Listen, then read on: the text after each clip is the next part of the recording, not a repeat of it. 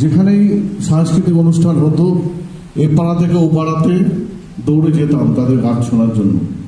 তাদেরকে আজকে সম্বোধিত করবেন কিশোর কুমার ভারতনাট্য গ্রুপের পক্ষ থেকে। বিশেষ করে দিব্যেন্দু আছে,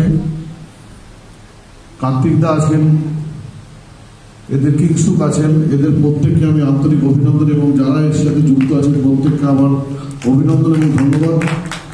এবং আমার যারা আজকে শিল্পীরা তাদের আমি চেষ্টা করবো যতক্ষণ থাকার, আমি এখন একটু বেরিয়ে যাবো আবার আসবো, কিন্তু আমার একটা সৌভাগ্য যে যাদেরকে এই মঞ্চে আজকে আপনারা আনছেন বা আসবেন সময় করে, এটা আমার কাছে সৌভাগ্য যে আমি একজন পৌর প্রতিনিধি হয়ে যে এই হলটা আমরা নির্মাণ করতে পেরেছি, এটা আমার কাছে একটা সৌভাগ্য যে তাদেরকে আমরা যখন একটা মঞ্চ বা একটা যে কোনো জিনিসই সার্থক হয় তার যদি প্রপার ইউটিলাইজেশন হয়।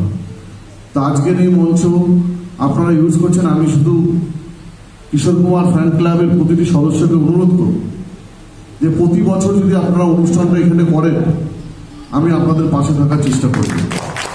আর আজকের অনুষ্ঠানে সাফল্য কামনা করি এবং দিব্যেন্দুকে আবার আমি ধন্যবাদ জানাবো যে ও আসার পর আমাকে অন্তত জোর করে এখানে কিশোর কুমারের একটা মূর্তি বসানো হয়েছে। আমি নিজেও ধন্য যে আমরা এখানে একটা কিশোর কুমারের মূর্তি বসিয়েছি। এবং আপনাদের যে ন্যায্য দাবি যে অনেকের নামে গুণীজন ব্যক্তির নামে মেট্রো স্টেশনের নামকরণ করা হয়েছে, আপনারা চেষ্টা করছেন যে অন্তত আমাদের স্বনামধন্য শিল্পী কিশোর কুমারের নামে একটা যে কোনো মেট্রো স্টেশনের নামকরণ হোক।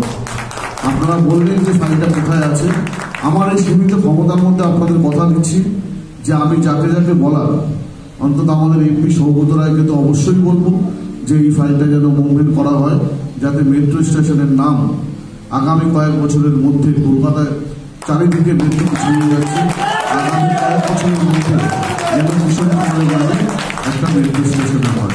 এই বলে আমি আমার বক্তব্য শেষ করতে নমস্কার।